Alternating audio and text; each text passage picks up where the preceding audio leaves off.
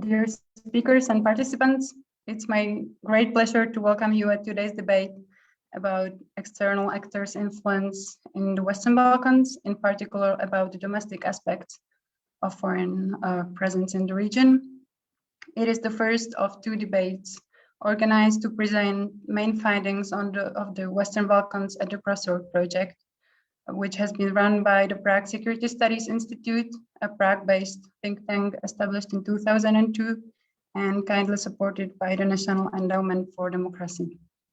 The first phase of the project, which was launched in 2018, mapped and assessed foreign influence in individual Western Balkan countries in specific domains such as politics or economy. And the second phase of the event of the project, whose results are going to be discussed today, aim to go deeper and bring better understanding of various aspects of foreign presence in the region. We departed from state-focused approach and opted for specific case studies, which allow for deeper analysis. We have recently published 15 analytical studies investigating various areas and facets of Chinese, Russian, or Turkish influence and presence in the region. The PSSI team, comprising of me and my colleagues Petr Čermák and Anja Grabovac, who are currently kindly taking care of the technical side of this event, worked closely with 10 researchers from the Balkans or originating from the Balkans, who are the authors of the studies. And the quality of the papers was rigorously inspected by our colleague and scientific advisor, Ioannis Armaklas, who will moderate the second debate taking place next week. So be sure to join us then as well. When we started thinking about the concept of the debates, we looked at all the papers searching for cross-cutting topics or recurring patterns. And there was one rather neglected area which has clearly stood out as a key element of any debate on external actors' presence in the region. And it is the domestic side or reception side of Russian, Chinese, or Turkish presence. So that's why we have made it the central theme of this debate. You will have an opportunity to listen to arguments and findings of 5 of our researchers who are present with us here today and whose papers revolve around and contribute to the main issue in question.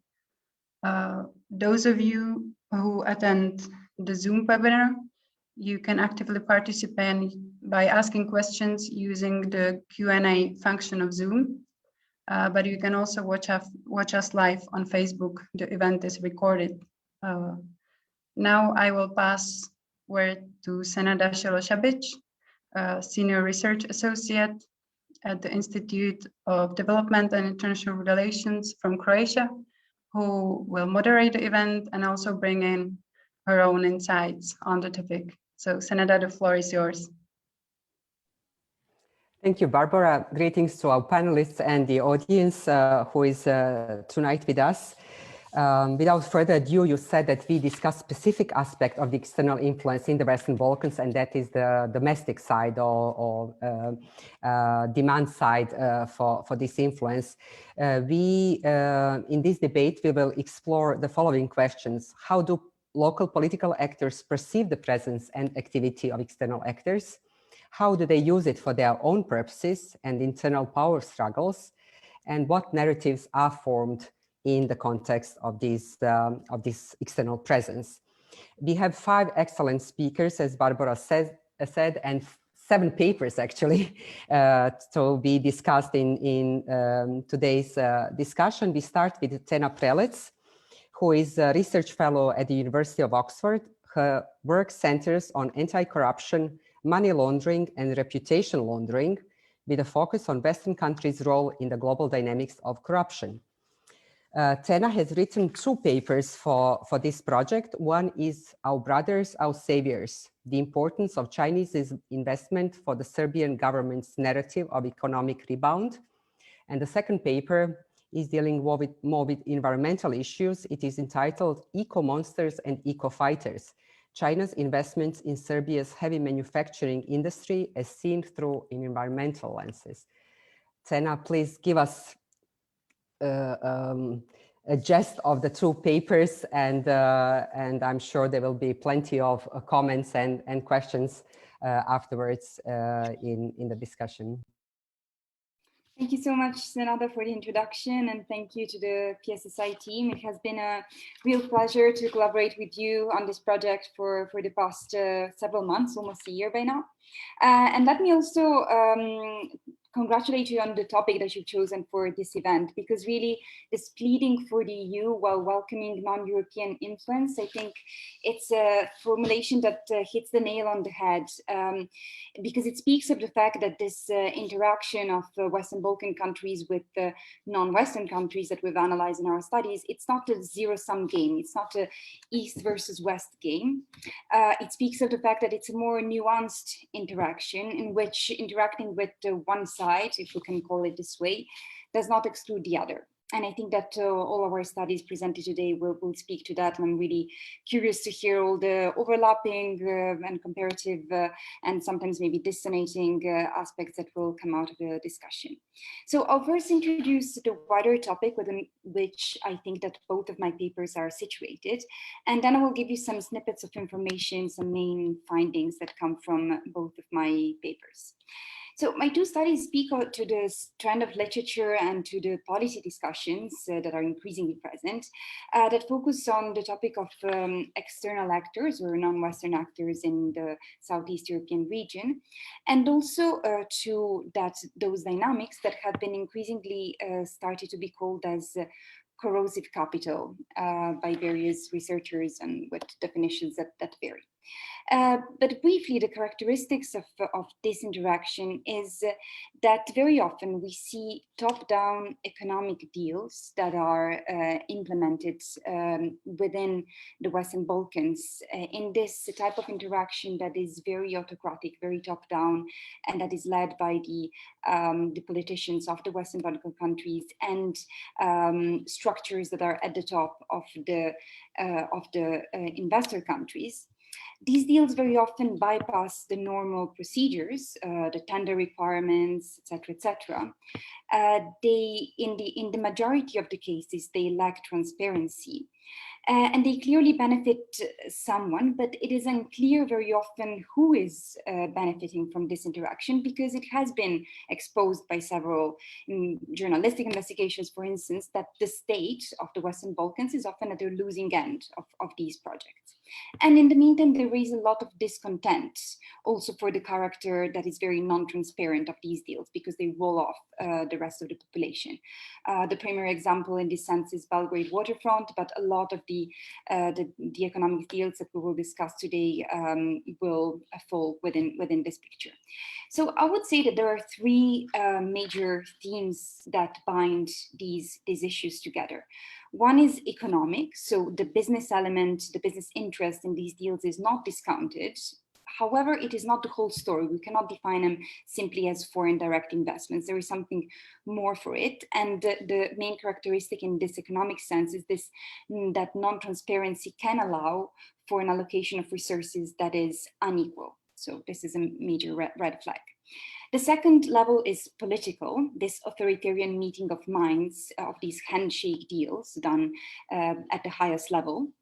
And the third one, I would say, is ideational, in this creation of narratives, using the narrative of friends from abroad coming to the rescue, which is what one of my papers for PSSI speaks about. So to make this final important point in my introduction is that these characteristics are of deals that come not only from non-Western countries. We cannot discount that some deals from Western countries can fall under this characterization. However, this authoritarian meeting of minds makes it so that the risk is higher in the case of investments coming from non-Western countries that have a more authoritarian structure. And that is why I think that it's important that we're focusing our attention on them today.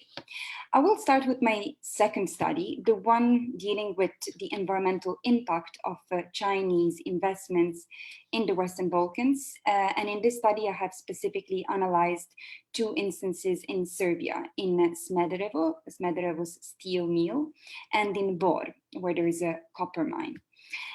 So within this study, I have tackled the issue that since over the past decade, China has definitely increased its presence, its economic presence in the Balkans, making Serbia its hub in the region.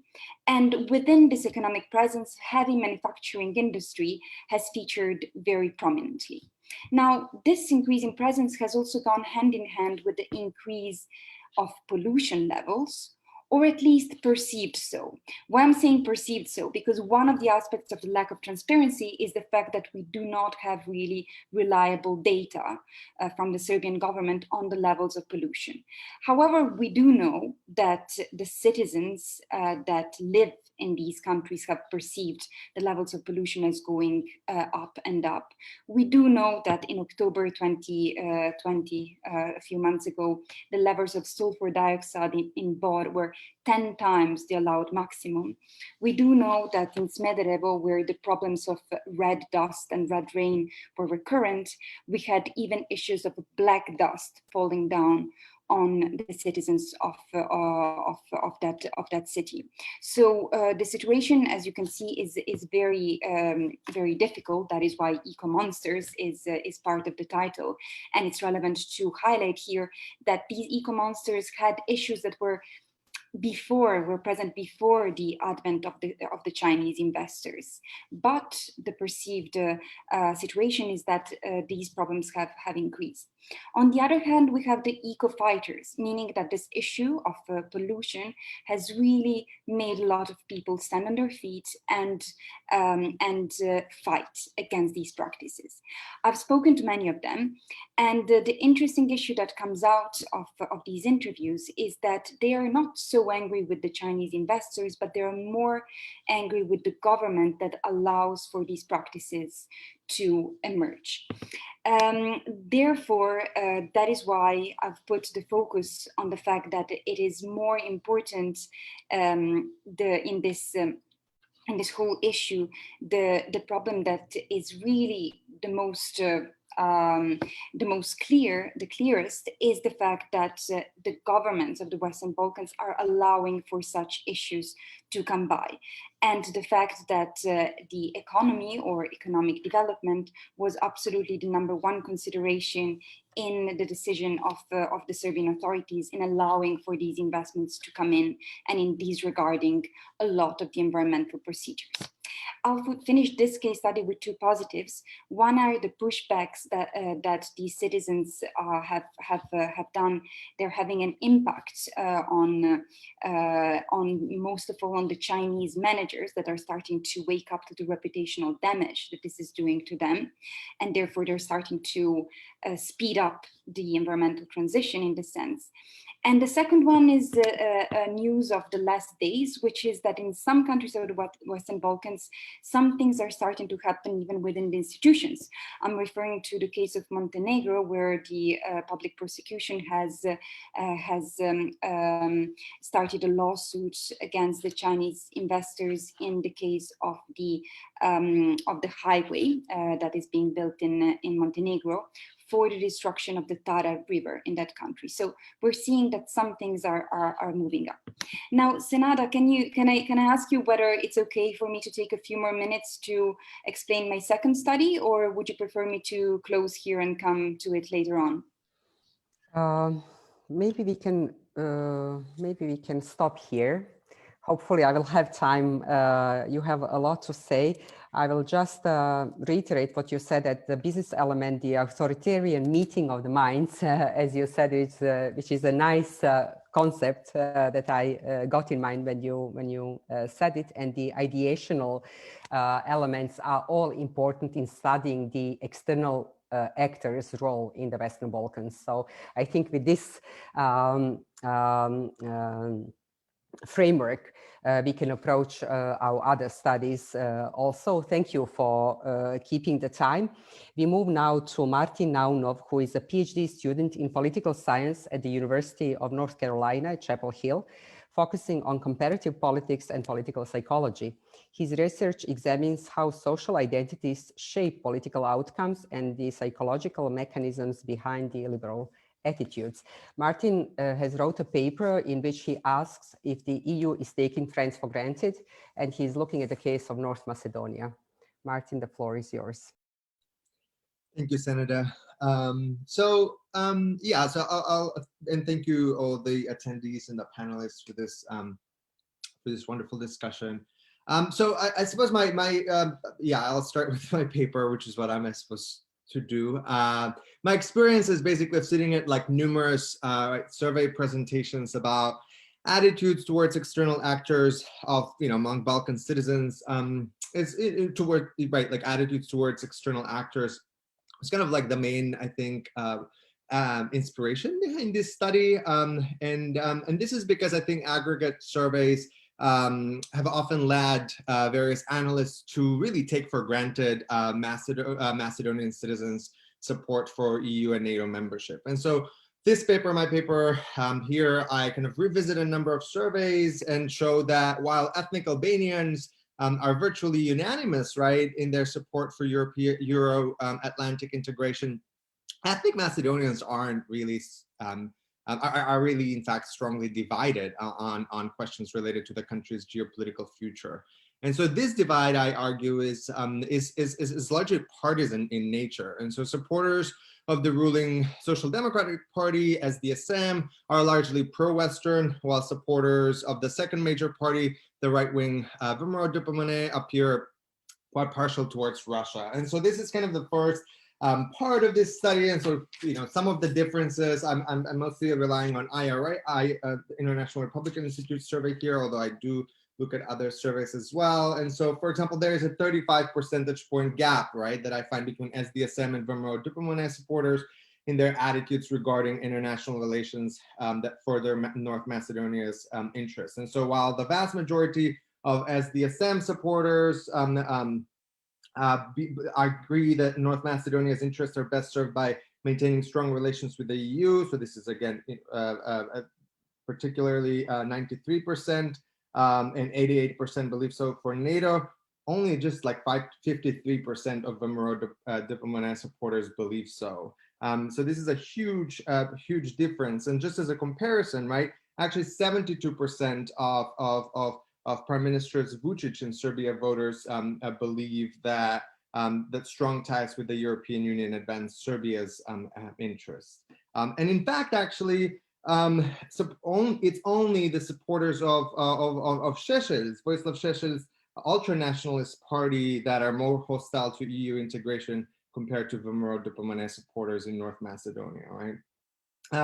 The data also points that this is even more revealing, actually, if we incorporate like attitudes towards Russia. And so, namely, while VMRO Diplomatie supporters are really practically split on whether or not North Macedonia should get into NATO and the European Union, 82% of VMRO Diplomatie assert that cultivating strong relations with Russia furthers North Macedonia's interests. And so, and here we could also like look at data on morality and traditions, for example. And so the majority of VMRO Diplomatie voters believe that North Macedonia should move closer towards Russia in terms of morality and values. 61% of VMRO Diplomatie supporters believe that, while SDSM voters, for example, are consistently pro-Western. And so 75% of them believe that North Macedonia should move closer to Western Europe in terms of morality and values. And here also we could, there's, so 52%, for example, of SDSM voters opine that the European Union is helping North Macedonia adopt a more egalitarian conceptions of value and rights. Only 20% of VMRO Diplomatie supporters believe that the European Union is helping the country expend rights in liberating direction. the majority believe that it is really hurting the traditional values in Macedonia. And 54% of VMRO Diplomatic supporters actually think of Russia's President Vladimir Putin as a defender of Christendom and of true European values, ranging from family relations to the treatment of Muslims. And so while basically the data at hand that I have does not fully allow me to examine longitudinal trends in attitudes towards the Euro-Atlantic community in Russia, prior studies do indicate that disillusionment with the West among VMRO Diplomatic supporters has been on the rise. And so we see, for example, that while in 2014, 77% of VMRO Diplomatic supporters believe that were in favor of European Union membership, this percentage dropped to 60% in 2017 and to 49% in 2018. And so on the other hand, support for SDSM voters for European integration, even if contingent on a name change, right, doubled actually from 2014 to 2018. And so these attitudes, then this is kind of the second part of the paper, I argue are at least in part because of elite or party queuing. And so what's party queuing, right? Like, and this is the idea that political parties, right, do not simply reflect citizens' attitudes on issues. They really also shape attitudes towards issues. And so there's ample evidence that when party elites take a stance, rank and file voters align their attitudes with the position of their preferred party. And, you know, so Senada mentioned I study political psychology. We call people, you know, most people are what we call cognitive misers, right? So in essence, individuals rarely have the time or the interest or the tools to cogitate over, you know, complexities of political issues. And so they often treat parties as heuristics, and so, or resource-saving shortcuts that allow them to effectively form an opinion on subject matters.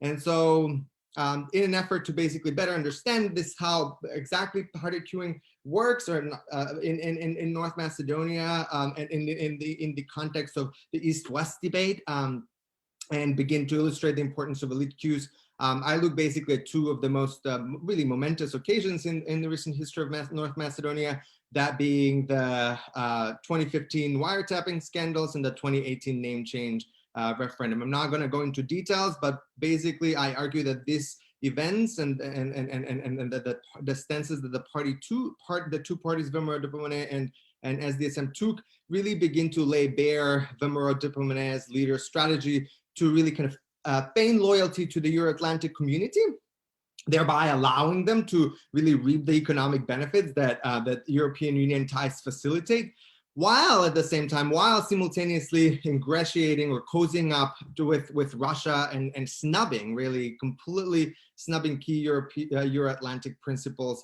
concerning human rights and good governance. And so I argue that this VMRO Diplomatic strategy of playing it both ways has not eluded, like has not escaped rank and file voters. And so for most part, people, including their voters, have very much successfully deciphered these party queues. And so finally, and I'll stop there. So for example, we find that while over 81% of Macedonian citizens agree and believe that SDSM as a party supporter, as a party supports the country's NATO membership, less than 35% of Macedonians have the same impression for VMRO Diplomatic. So people are very much aware of this mixed messages and where the parties stand.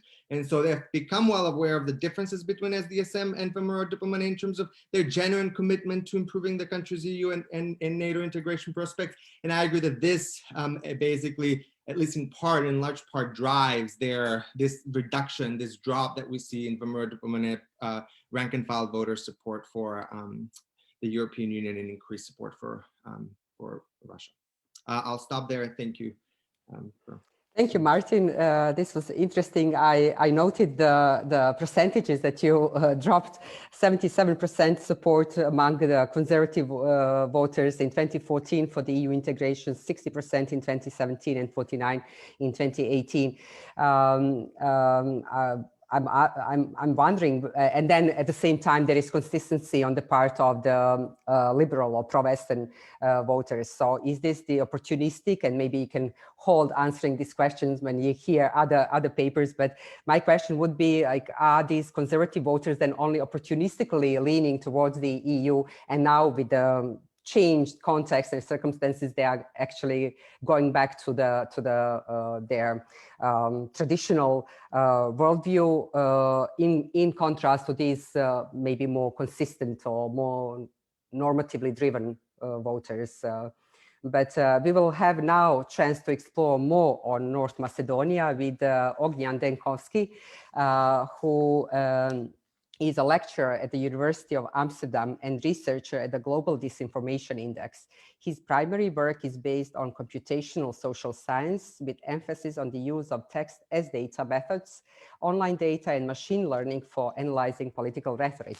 He also wrote 2 papers, both focusing on North Macedonia and analyzing the content and then the instruments of disinformation, looking at the political discussion on Twitter. Ognjan, please, the floor is yours.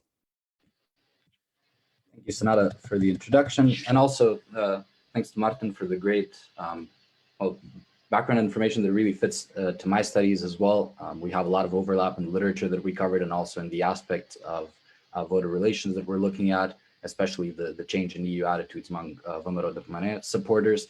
So my studies started in the context of North Macedonia's inclusion in NATO, the development in NATO membership, as well as the continued struggle on its path of EU accession. And when we started this project, there were a couple of ideas of how we could go about this that ultimately ended up resulting in 2 papers, one of which was effectively interested in examining the influence of various instruments of disinformation. So really a focus on networks, accounts, specific users that we found as particularly influential in driving discussions in North Macedonia on Twitter in the period prior to the 2020 election, while the second study was more so focused on examining what kind of content was shared, what news domains were dominant, what were the dominant narratives in this period, for instance, through an examination of hashtags that were used by Twitter users in this period.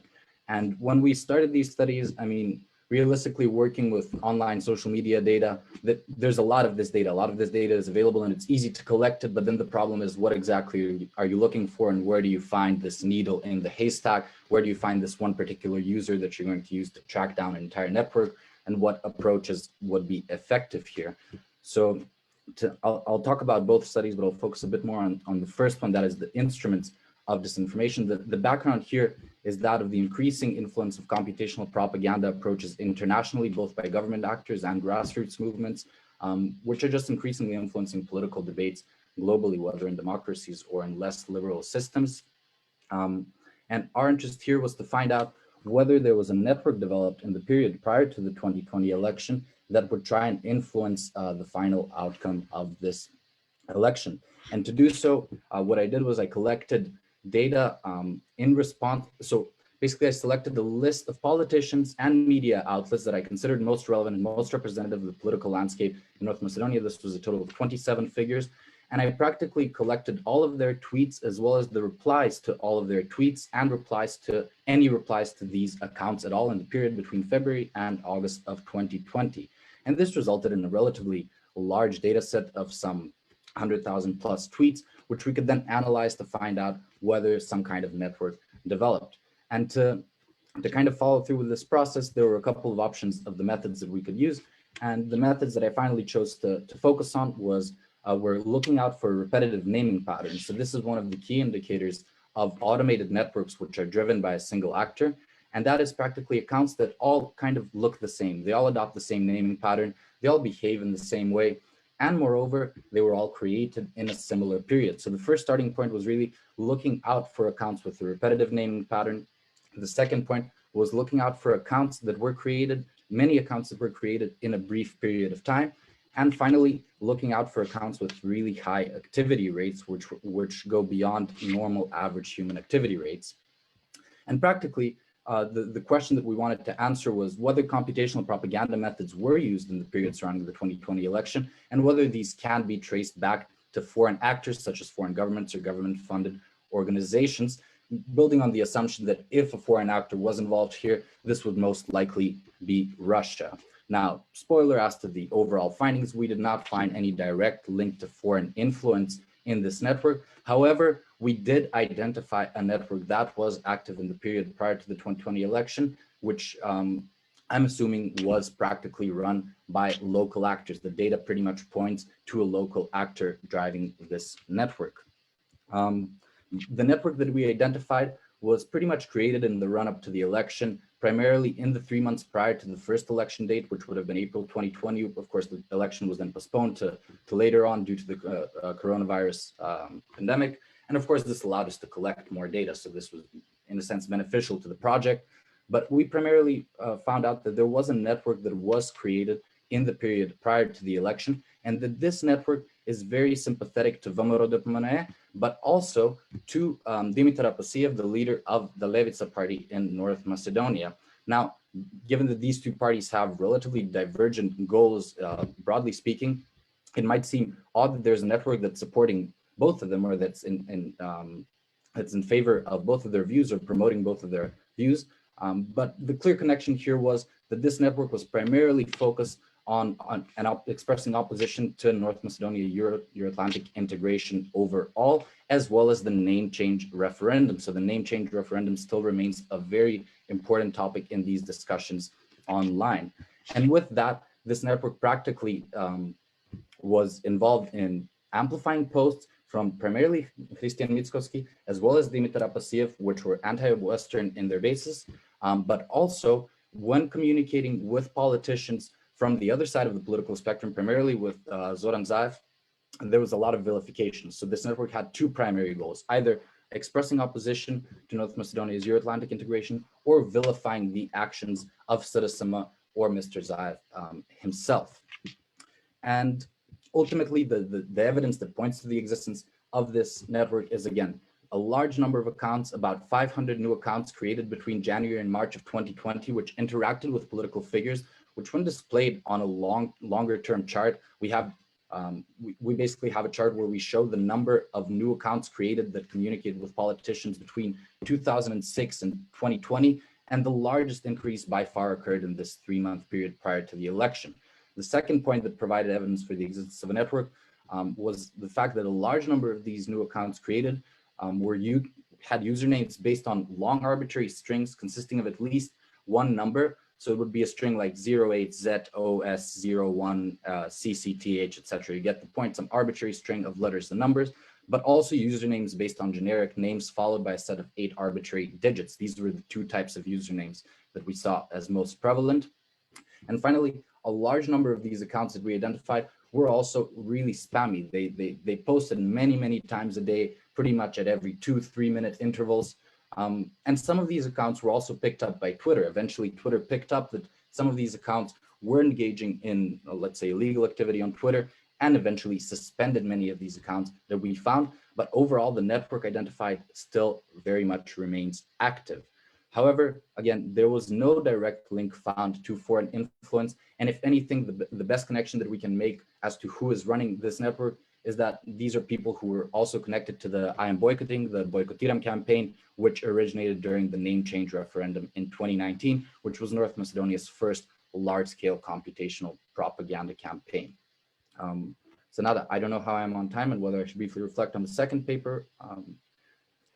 If you can, and one briefly, there is already a question for you and Martin. So please, if you can be brief on the second paper, sure. Share. Yeah, so as to the second paper, really, we just, so this was a separate data set. The data set was composed of the top daily tweets on the domain time.mk, which is the most popular news aggregator in North Macedonia. So basically, we collected all of these top daily tweets for this extended period between February and August to try and find which domains shaped discussions in this period, as well as which hashtags were most popular in this period. And the findings from this paper were consistent with the findings from the first paper. And that is that the most popular hashtags in this period were really based on an opposition to North Macedonia's Euro-Atlantic integration, as well as further opposition to the name change referendum.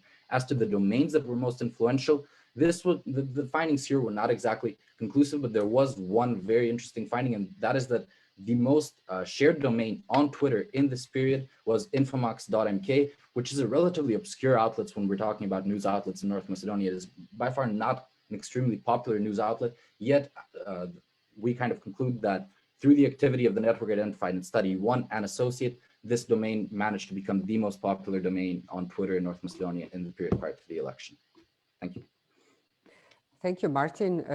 Very interesting. You repeated several times that there is no direct link to foreign influence on creation of any of these accounts and the activity that they provided. It would be interesting to know or assess, or maybe we need more data on to which extent these Twitter feeds or activity on Twitter actually influences the outcome of elections.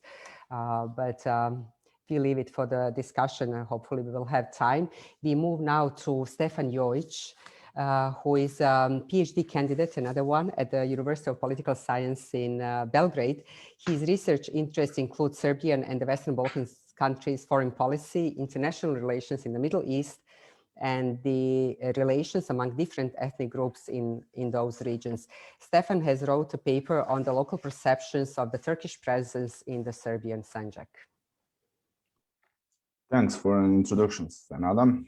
My analysis of Turkey's presence in Serbia's multi-ethnic region of Sanjak mainly and heavily relies on field research and interviews I conducted with local population and elites from Sanjak. Although in attempt to answer some of the research questions, I had to engage available media sources and academic literature. The research confirmed the presumptions about the opposite attitudes of citizens coming from Serb and Bosniak ethnic groups. Serbs mostly view Turkey through perceived negative historical experience and the fear of Turkey's imperial return to the Balkans. They have a stereotypical view of Turkey's presence that would in a large extent correspond to what Neo-Ottoman doctrine would assume. Although not everyone, actually, although most of them were unfamiliar with the term. On the other hand, Bosniaks in Sanjak see Turkey as a big brother, a protector state. And Erdogan is definitely by far the most popular politician in Sanjak. I strongly believe that Bosniaks in Sanjak are much more in favor of Turkey than those in Bosnia. A positive view of Turkey's presence prevails among most Bosniak political elites as well. However, there are divisions over several issues. The first one is the economy. Part of the conservative elites, along with liberals coming from the NGO, media, or intelligence sector, share dissatisfaction with the lack of direct Turkish investments in Sanjak. There are hundreds of Turkish factories operating in Serbia, and none of them is based in Sanjak. Also, part of the conservative elites gathered around Muamer Zukorlić, the former chief mufti of Sanjak, who is close to Islamic community of Bosnia and Herzegovina, criticized Turkey and its religious directorate, Diyanet, for the way they conduct religious diplomacy in the Sanjak and Serbia. Sorry. They accuse Turks for being in favor of another Islamic community in Serbia, which is based in Belgrade, but which is also operating in Sanjak, where they are competing for influence with Zukorlić's Islamic community.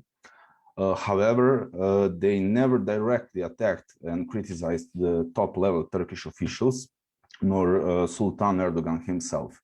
Moreover, in the periods between the occasional statements and negative comments against Turkish embassy officials or Diyanet officials, they try to emphasize their own cooperation with Turkey, just like the other Bosniak parties from Sanjak do.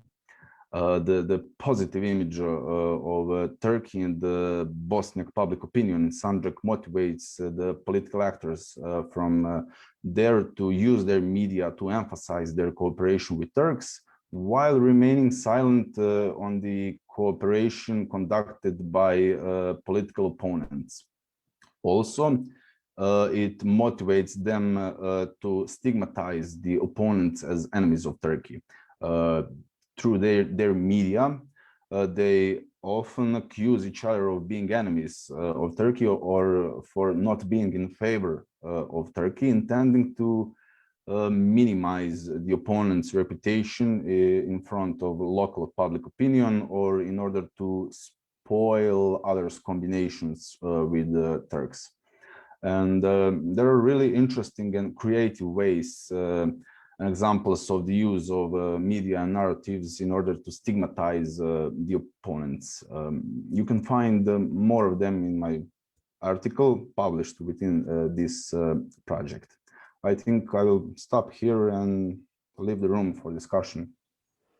Thank you, Stefan. Very interesting. I think especially in your paper, for those who will read it, you explain how what Tena also mentioned in the beginning, that it's not only the recipient side, but there is this interaction is going both ways. So in your case, you explain how local political actors in Sanjak highlight the positive relationship that they have with Turkey for their own domestic political purposes, because the population sees or views Erdogan and Turkey positively. They have to present themselves as being friends with Turkey in order to maintain the political support that they have.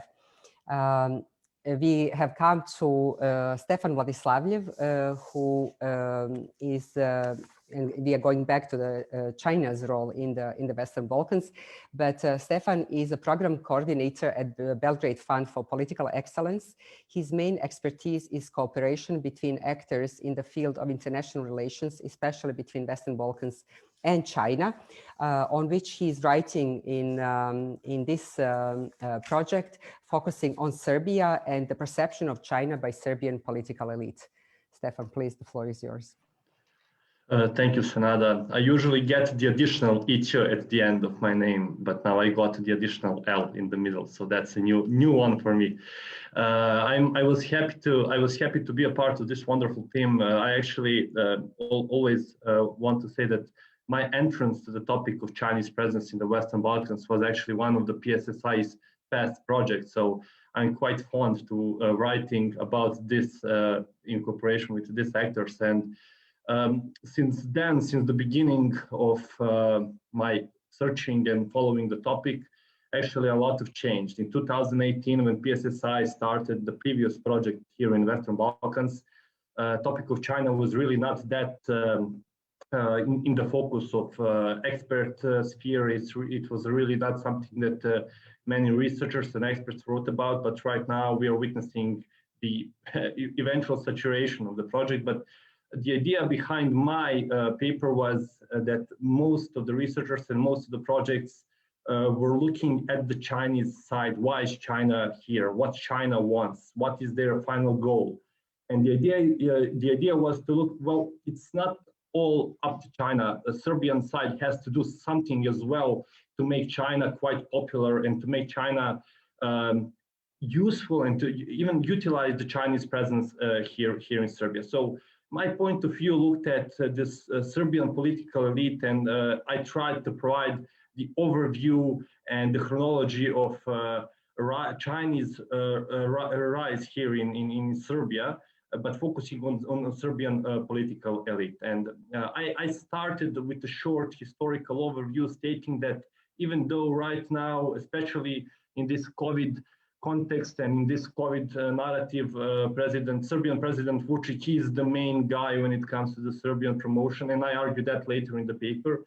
But I start with the precondition that Vučić is really not the one who brought Chinese to Serbia, and he was not the first one to utilize the Chinese presence in Serbia to gain some political points. And that's right there is my main argument, that Serbian political elite is basically using Chinese presence here in different spheres to promote their own success, to showcase their own political victories, and to basically utilize the Chinese presence for even further centralization of power and even further collective positioning as the main political actor. From the beginning, from 2009, I go further to Tomislav Nikolić, the president of Republic of Serbia, from 2012 to 2017. But even then and there, I state that he was not the main one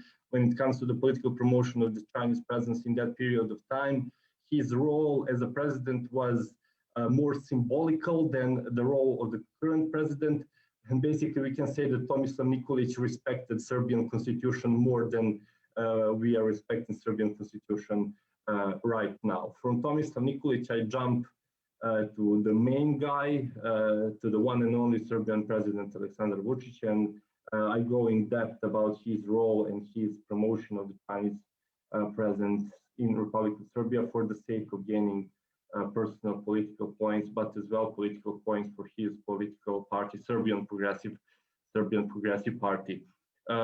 You can see the article and you can go into the details, but I highlight at the end of the Vučić's part, I highlight the COVID context, and I highlight the mask diplomacy. And now I'm actually a bit sorry that article has not come a couple of weeks after it did, because I would include the vaccine diplomacy as well. And the utilization of the Chinese presence here, it's not only the Chinese global outreach, it's the acceptance of the Chinese outreach and promotion of the Chinese presence in countries that are accepting Chinese presence, like Serbian officials are doing it right now. I finish with the political parties, and I focus a little bit on the party-to-party cooperation. And that is something that a couple of Serbian political parties, leading again by the Serbian Progressive Party, are doing its promotion of the Chinese presence. And basically, the argument that I made today, they are not opposed. The Serbian ruling political elite is not opposed. No one is actually questioning the promotion of the Chinese presence, and no one is actually questioning the utilization of the Chinese contribution here in Serbia. Again, if I published the article a couple of weeks ago, I would probably say that now we are hearing voices criticizing Chinese impact and endangerment to their environmental protection, which Tena focused more on in her paper. And there are some local activists showcasing that Chinese presence in certain aspects can be also harmful, but that is still something, in my opinion, that is really not that significant, and the effectiveness of criticizing that part of the cooperation at this moment is actually, in my opinion, something that should be questioned. That is in short something that I wanted to put focus on, but I would for sure like to go more in depth, even during this panel. But of course, there is a lot more covered in the article itself, and I'm always open to questions and to highlighting or clarifying some of the statements that have been made in the article or my presentation over the past couple of minutes. Thank you, Stefan. I'm sure we will have time for discussion. We go back to and we close the circle with Tena again, who I invite to present her findings in the topic that Stefan has just presented, but you have looked from a slightly different angle on Chinese investment and then Serbian government narrative on the economic cooperation with China. Thank you. Yes, indeed. My first study actually tails in very well with what Stefan has just set out, and I completely agree with his remarks that we should look at the bigger perspective, that China is not a completely new actor in the Balkans and in Serbia specifically, and yet it is very clear how over the past decade, and especially from 2012 until today, which is the time period in which the Serbian Progressive Party, the ruling party, has progressively come to power and consolidated its hold onto onto Serbian institutions. In this period, there has been more interaction between Serbia and China, but even more importantly, what I highlight in this study is that this economic narrative of salvation from crisis coming from friends from abroad is something that has been used to political ends, and that it did not start with the Chinese only. So in this paper, I analyzed the media coverage, both domestic and international, in this 8-year period from 2012 to 2020, demonstrating that the Serbian Progressive Party has used this topic of the economic assistance from abroad to build and consolidate its dominance on the Serbian political scene. So basically the period in which they were coming to prominence was also a period that was very difficult economically for Serbia, because it was in the aftermath of the global economic crisis of 2008-2009 that had hit the country very, very much. So one of the main topics, if not the main topic, by which this new political force, the SNS, had come on the scene very, very strongly, was exactly this topic of basically saving Serbia from this economic recession and making a leap. However, it is very interesting that this rhetoric that was used for political ends went hand in hand with a narrative depicting the possibility of those actors, of the political actors, to draw from the presence and the help of foreign friends who would be coming to the rescue, would be helping Serbia, and would be helping to the country to go and open a whole new chapter. In this period, in this first period, from 2012 to 2015, more or less, the main actor that was referred to in this context were the United Arab Emirates. And it's really interesting that this is, in some ways, I mean, it's a much smaller country, although very, very rich one. But in many respects, it does have a lot of parallels with what with the Chinese presence a few years later, because it was an actor that was absolutely under the radar in the Western Balkans up until the early 2010s, and then it really was very, very highlighted in the media and in the news. From 2015-2016, more or less, this narrative of the UAE as the main friend helping the Serbian nation basically switches onto China. And we see that in the media coverage, the language used, this "our brothers, our saviors" language, which is the title that I chose for the paper, it basically switches actors from the UAE to China.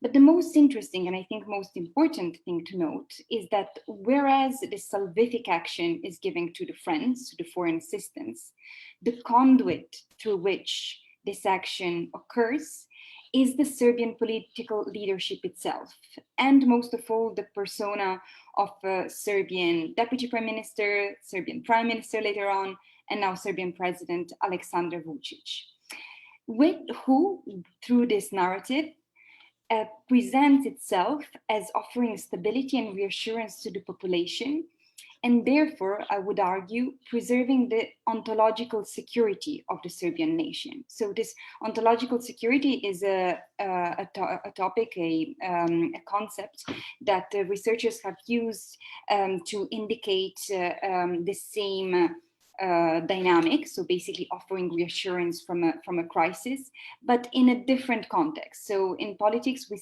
see this developed in the realm of international relations, and specifically in the realm of relations between Kosovo and Serbia. I would argue that also in this theme, in this economic narrative used for political ends, for a political narrative, we can apply this concept of ontological security, basically providing a safe haven from a crisis, whether an existing crisis or an engineered one. So the other reason why I think that the findings from this study are interesting is that they help us understand why Serbian foreign policy has been seen as being very erratic, seemingly. So there has been often this question discussed in the media. Why has Serbia? Why was Serbia friends with Russia like the day before yesterday, but today Russia is being blamed in the tabloids for something related to the COVID crisis? Why was Serbia had its stated intent of joining the EU and now it's flirting with China or Russia or the UAE? So this question has been asked many times, and in my opinion, this type of analysis makes us understand that basically it doesn't really matter which of the actors, which of the foreign friends is highlighted in that moment, because the really important issue to focus on from the perspective of domestic politics is that the conduit of the salvation of this assistance is the Serbian political leadership itself. And this is why I argue that Serbian foreign policy is not East versus West, is not pro-Russia or pro-China or pro-EU or pro-US, but it is all these things at once, and it will always keep being all these things at once, and only the actor that is most useful for domestic ends will be highlighted in that moment as particularly important.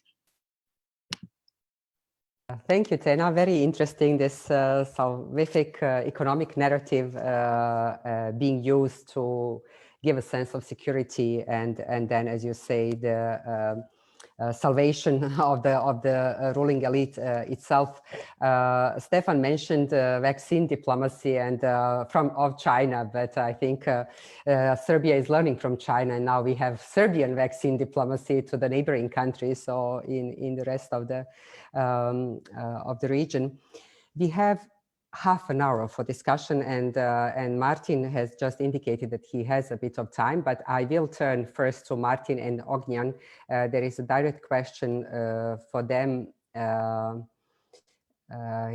here, and I have to see if the last one is also referred to them, but there was a question from Ilya who asks whether Russia, I will rephrase the question, whether VMRO, the PMN, is not any longer basically the main partner to Russia, and that Kremlin is turning to smaller parties in North Macedonia. Do you see this trend, and are these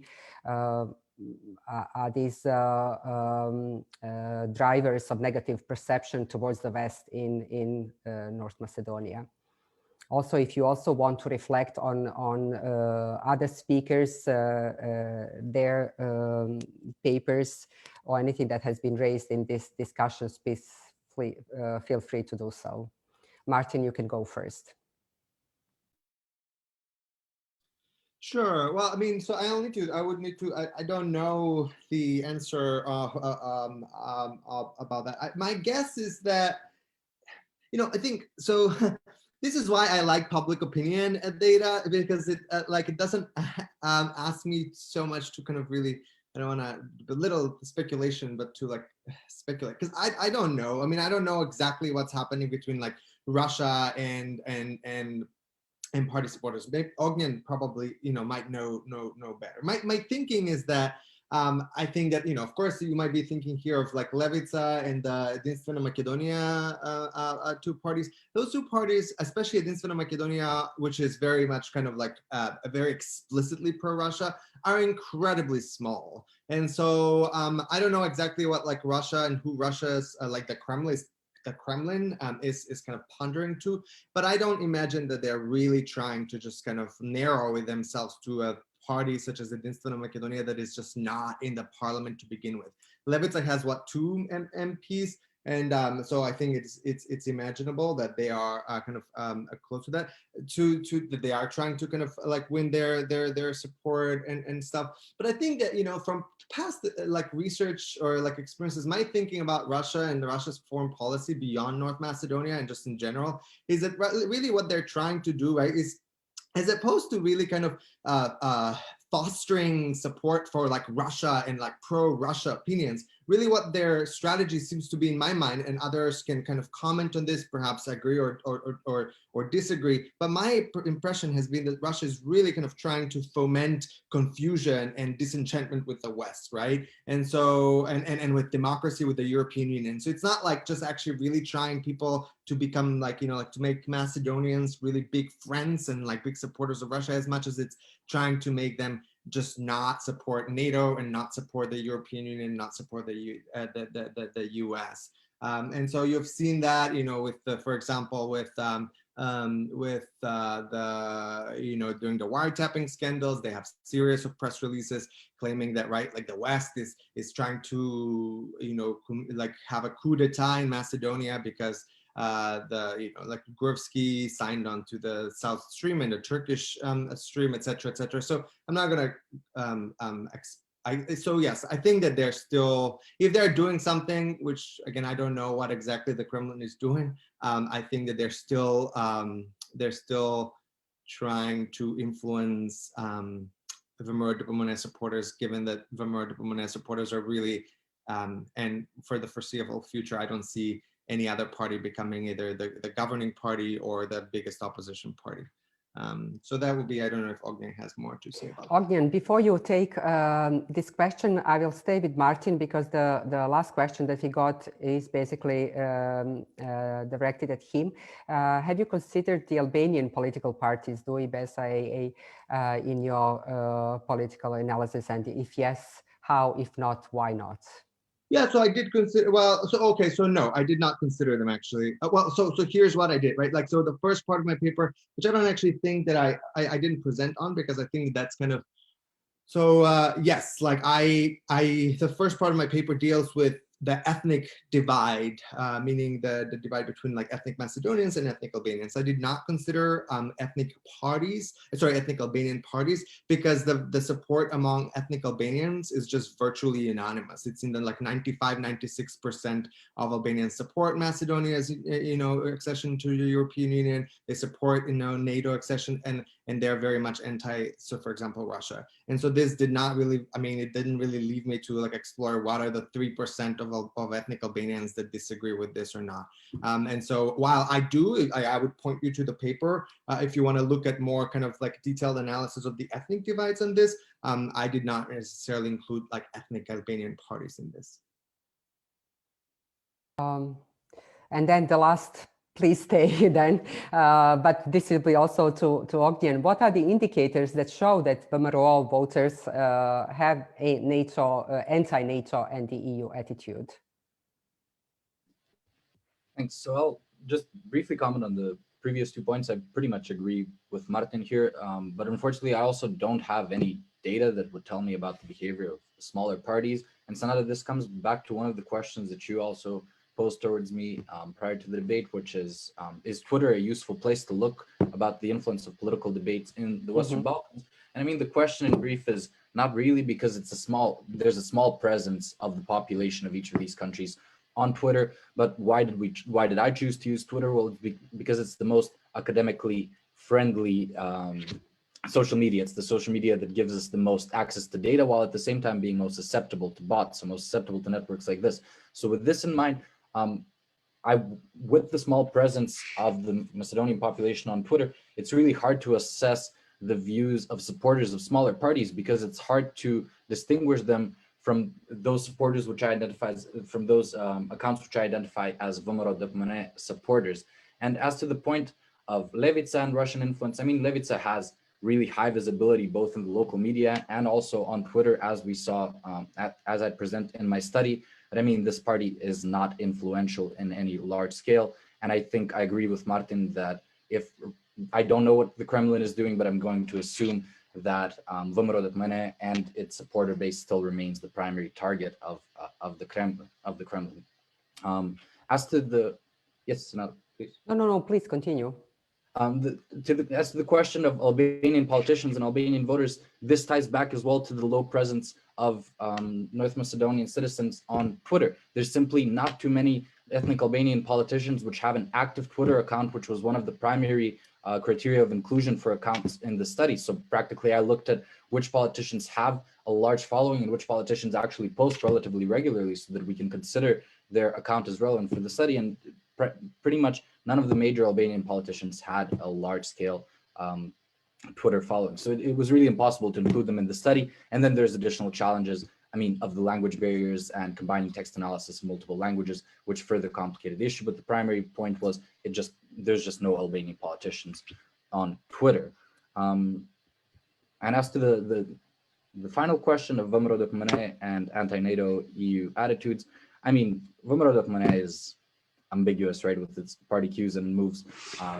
These cues shift depending on the political climate at the time, but I think ever since the wiretapping scandal and continuing into today, the name change referendum, etc., Vëmëro Dëpmëne has really focused on these conservative values, maintaining the national identity. And while this is not necessarily explicitly anti-EU or anti-NATO, it does implicitly create this contrast of we have our local conservative values, which we want, traditional values, which we want to maintain, and then there's what the EU is offering us, and these two collide. So that's my understanding of this. Thank you both. I have additional questions, but I want to move to our other speakers, and maybe I can combine the question raised to Tena, but also to Stefan. And the question is there any difference between the ruling elite attitude towards China and the opposition in Serbia? And I can go first if Stefan wants. So, as in all camps, I'm afraid Serbian political opposition is very divided. So, we do have some political opposition members, such as Vuk Jeremić, who have very actively actually sought ties with China. I remember attending an event organized by his think tank a few years back, featuring a speaker from China and asking a very actually innocent question, not even very provocative, I thought, about transparency in Chinese investments. So how come they do not oblige by OECD rules? And Vuk Jeremić himself really shut me up very harshly, I remember. So he was very, very concerned not to appear disrespectful or anything towards his speaker. So it seems that, here you have these ties between think tanks or some political opposition members with China that were sought. However, increasingly, I would say, with this profiling of SNS and Vučić as very, very closely aligned with China, you have a situation in which, in this topic as well as in others, the political position is pushed towards taking the different stance. So I think that Gilas also was very vocal, against some Chinese practices, and in general, these issues that I mentioned to you, especially about the environment, are mobilizing a wider array of people, including activists and including some, let's say, informal or more formal opposition members. I would say that what we call as the građanska opozicija, the civic activists slash political political activists, they, but from a more citizen extraction, more progressive type of view. So I spoke to some of them too for my study, and the way they see it and they frame it is that it doesn't really matter which actor is making deals in that moment with the Serbian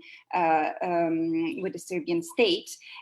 Their enemy, what they are vocal against and what they're fighting against is not a specific state or a specific foreign actor. It is this modus operandi that is implemented by the Serbian state over and over in all of these deals. So they make this argument of a wider type of approach. They tell me, look, I've never looked at like UAE investments or Chinese investments or other types of investments. For instance, there is also problematic French investments in Serbia that we have been looking at. So they make this type of discourse. Yeah, I will stop here and let Stefan tell his view.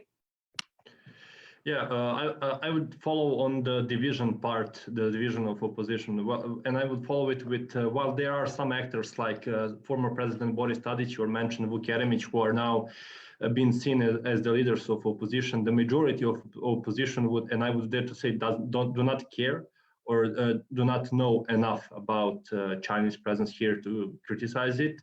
And when I'm saying do not care, I mean, even if they see China as a problem, it would be like number 10 spot of the problems that they would like to focus on while criticizing current ruling government or even opposing it. The thing is that civic activism and some local alliances have been more vocal about projects backed by the Chinese companies than the political parties, but until recently. But now we see a certain awakening of Tena mentioned Jojić and his party, a certain awakening of some of the members of that party who are now shedding more and more light on certain aspects like the financial loans or environmental protection. Also, Serbian citizens tend not to actually criticize China as an actor, but they tend to criticize Serbian government. And besides environmental protection, the good example of it is the Safe City project implemented in Belgrade by Chinese company Huawei. In short, Serbian Ministry of Interior bought 1,000 surveillance security cameras with AI software for the facial recognition included. But in Serbia, the discussion fastly changed from why we have bought that from Huawei or Chinese company to how the Serbian Ministry of Interior will use it. Will there be respect towards privacy?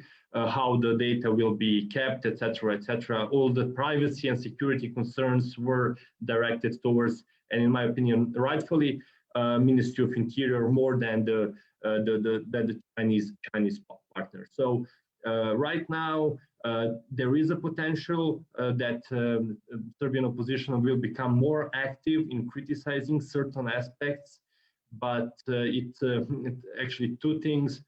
So far, they have not been that active. I honestly believe that they do not put it so high as a top priority.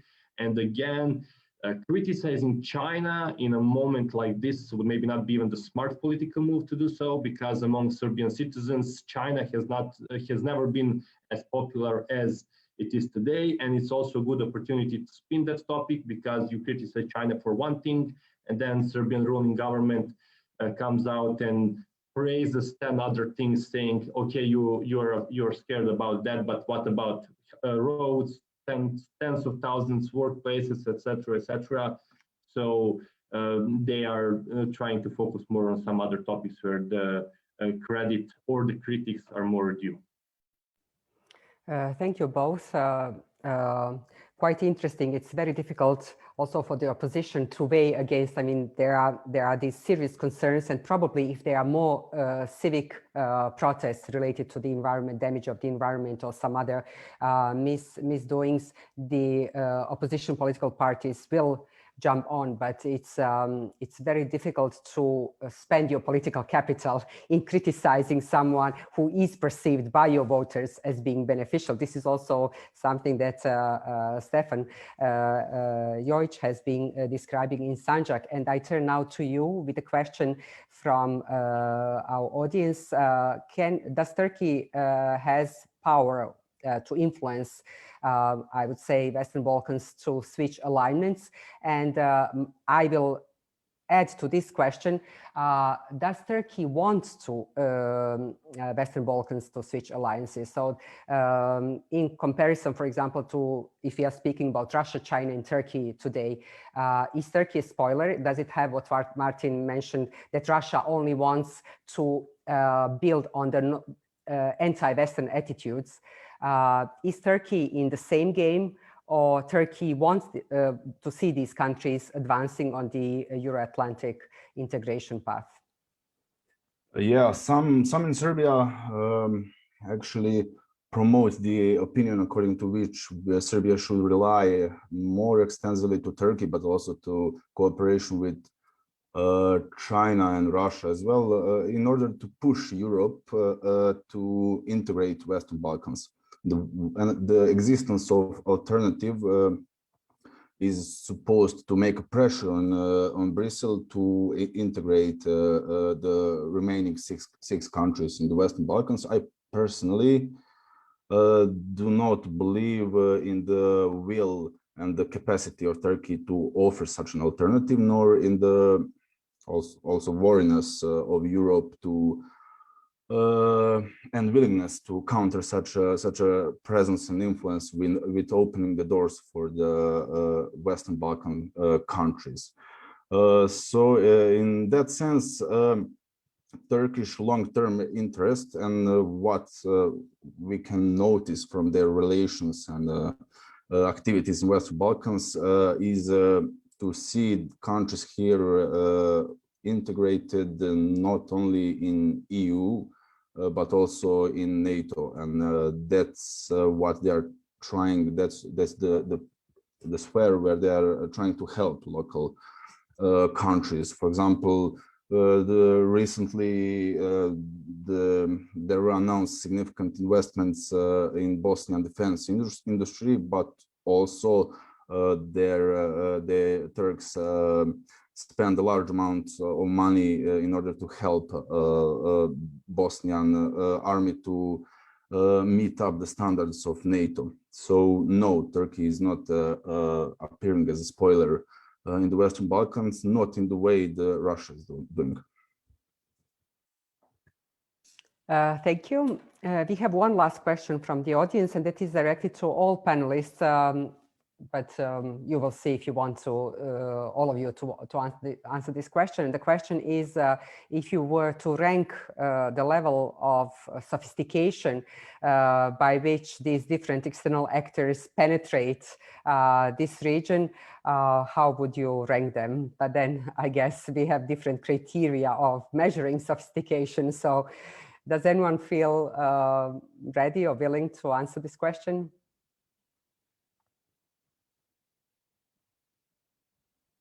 Please, anyone. I don't see any, whoever wants to unmute herself or himself. Let me maybe start on that, because it's the case study of Serbia, but I would use it just because all of the mentioned actors that you might find interesting are here. That doesn't mean that they are not present in the other countries, but for me it's easier to put it in this example. Well, and I'll start from China, because China is the newest actor, the actor that has been present here since the contemporary presence is back from 2009, and they are increasing level of representation and that level of influence. But what is characteristic of Chinese influence here is that they are solely focusing on the government-to-government cooperation. They're cooperating with the state institution, even with the state universities, state-owned universities. They do not care about the civil society. They are now spending some effort in investing in the soft power cultural approach. Now we have more and more media presence, TV presentation, radio stations, but that is something that has been just recently happening. Russia, on the other hand, it has that traditional soft power presence in Serbian society, as in some other parts of the Western Balkans, like Republika Srpska, where they have quite a strong presence, and that pan-Slavic and Orthodox connection is often highlighted. And while China is now maybe more promoted than Russia is still holding that spot in the hearts and minds of the Serbian people. Coming from the USA, they come and go. They are not present in Serbia like as much in some other Western Balkan countries, but it's the influence and the way of influencing is not that actually different than the presence from the Eastern actors. But actually, I was getting to the European Union, and I think that the European Union right now is the biggest loser of all four of these actors, because way of influencing Western Balkans is now losing legitimacy with the uncertain European future. That everlasting union and process of European integration is really been hit hard, especially during pandemics, and the lack of the open support.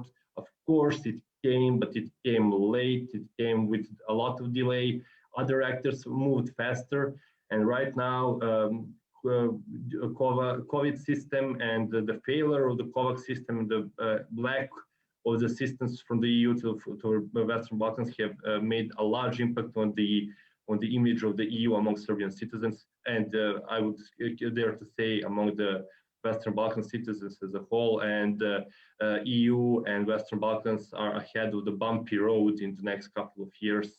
And that is something that we should be more concerned than the rising influence of some other actors like China, or maybe re-established presence of Turkey, Russia, or United States. Okay, thank you, Stefan. So basically your argument is it's not the strength of the other, but it's weakness, or it's not the strength of the first, the weakness of the other, and vice versa. So it's not that how much these external actors can influence and impact this region, but the question is what is first the demand side and what are the interests of the local actors, but then also if the EU is really interested in this region, what it is doing to actually underline and underscore its presence. It's you already answered, we have only 8 more minutes left, and we got one answer that you actually intuitively answered on the EU role in the Western Balkans, but I will ask also our other panelists to respond to this question. I think Lazar's question has already been replied by Stefan, that Turkey does not have the will or the ability to redirect these countries from there, or the will to switch their alliances. But if you want, you can reflect to this question, Stefan, also. And then there is a question on what China is doing in this people-to-people diplomacy on the social level, and perhaps we can also ask this from other external actors. And I have one specific question for Ognjan, which I promised in the beginning, and that is, do you see a possibility that these Twitter accounts that have been created for these specific issues locally relevant to North Macedonia, with this extremist narrative, can be used or reactivated for some other, maybe more broader extremist narratives, and become, you know, the platform for more extremist narrative that then can be supplied and driven by some external actors. Yeah. And we have 6 minutes, so please be aware of time. And I have no preference for order. Martin, if you want to reflect on the EU or any of these questions that I have raised, you are free to do so. Okay, I was just about to say that I have to run out, but okay. Yes, I actually do have to. I teach, and I've assigned my students to. Then you are excused. You can go. Thank you for the. I'll see you. Thank you. Ognjan, do you want to answer the question? Yeah, so I'll keep it really brief. I mean, definitely we can expect these accounts and these networks to start engaging with narratives that come from abroad, more extreme narratives that are related to more global discourses, maybe more global right-wing discourses. And this is already the case. I think the most interesting thing was during the boycotting campaign in 2018 in North Macedonia. I mean, one of the primary memes that was kind of driving the campaign was Pepe the Frog, which is just a very strong symbol of right-wing movements in Western countries originating from 4chan, etc. And there were lots of links to Trumpism as well. While there was no direct link of support of Trump or something, a lot of the memes that were, and a lot of the narratives that are used by Trump supporters were coming up in the discussions from these networks as well. And that continued to be the case in 2020 in the network as well. So I think we can definitely expect these networks to keep on adopting these narratives. And I think this is primarily because local actors can learn from more developed and more sophisticated computational propaganda methods abroad and adopt them locally. However, can these networks actually have any kind of influence on a broader scale outside of the region? I don't think so, honestly. These are relatively small networks, globally speaking, with small follower networks consisting primarily of domestic followers. So I don't think they can actually have any kind of influence externally. Best case scenario or worst case scenario is that maybe some more sophisticated foreign actors outsource the development and maintenance of this network to a region like the Western Balkans just because costs are lower. I think that's possible. As was the case, right, in the US elections with some... Except I think these actors worked on their own initiative, Okay. right? I don't think Yes, anyone hired yes. them. I think they were just profit-driven and saw the opportunity, made use of it. Exactly, different motivations. Stefan, do you want to reflect on the role of the EU in assessing the Turkish influence or the influence of any other external actor in the Western Balkans? Well, partially I touched on that question. The Turkish influence is not perceived as dangerous and malign as it is the case with Russian. Actually, over the times, it was back then, 15 years ago, 10 years ago, it was perceived as a positive alternative for potentially malign influences from the Middle East, especially radical fundamental Islamic Wahhabist teachings. So for now, yeah, there is potential for worsening the situation, but for now there is a little care in Bristol about what Turkey is doing here. Okay, thank you. And Tena, do you have any last words? And maybe a very quick question. Do you see this economic narrative exploited by some other political leaders in the Western Balkans? Okay, thanks. So there were really many interesting thoughts now and a lot of interesting questions. I really like the question on which actor is more sophisticated. And whereas we rightly underlined the demand side, I also think that it's right to consider the what the strategy of the actors is. And in this way, I think that first of all, it's important to highlight that the difference between the EU and the non-Western actors that we have discussed today is that whereas the EU actually gives a lot of resources to the Western Balkans, but struggles very much to come up with a coherent plan, the advantage that these non-Western actors have in many cases is the fact that although they might not have so many resources, such as Russia, they are very clear about what their aim is. So in the case of Russia specifically, this aim is usually to act as a spoiler, to really to basically muddle the waters in order for the Western integration, the Western Balkans not to happen so much, which is something that emerges very interestingly from the studies of Ognjan and Martin. It's very interesting that both on the right side of the spectrum and left side of the political spectrum, these parties have somehow had ties with Russia. So what I would say is that in terms of sophistication of the agenda of the foreign actors, Russia was there, was the first and foremost for its very many angles of action and its long history with the Balkans. But really China is catching up with it very fast, as Stefan Vladisavljev also mentioned. And also the other question that related to the academic cooperation, cultural cooperation, is very relevant because this academic cooperation is increasing, also with think tanks. And we should not forget the fact that China is in general on a world scale upping its funds and effort to influence the way it is perceived worldwide through the Confucius Institutes that are emerging also in the Balkans, through research funding that is impacting a lot Western universities. So I'm working on UK and US types of problems to academic freedom, and the fact that the marketization of universities is impacting what the public funding to universities makes it more exposed to private funding from abroad, such as including from China. So all these issues are reflected in the Western Balkans as well, because although until now we had China present only on the economic sphere, and now we're seeing an increased interaction also on the cultural and ideological sphere. I will stop here because I think I took too much time already, and I will let Senada and Barbara to close the panel. Thank you very much to everybody. Thank you. So I will also greet you all. Thank you for your inspiring comments and the inspiring discussion.